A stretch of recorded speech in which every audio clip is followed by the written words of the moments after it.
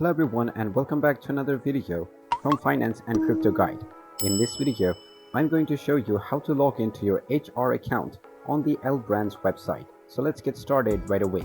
First of all, open up your web browser and then using the search box, just type in Lbrands HR login and start your search. Now from the search results, click on the first link which says Lbrands user login-HR.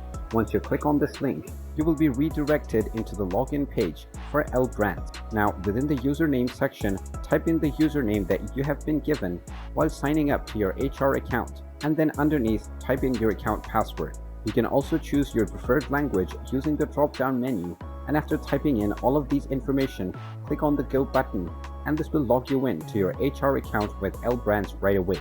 In case you have forgotten your password, you will need to contact the Lbrands support team in order to reset your credentials. And there you have it. That is how easy it is to log into your HR account on Lbrands. If you find this video helpful, make sure you hit that like button and subscribe to our channel if you haven't done so already. Also ring that notification bell to never miss another update from us.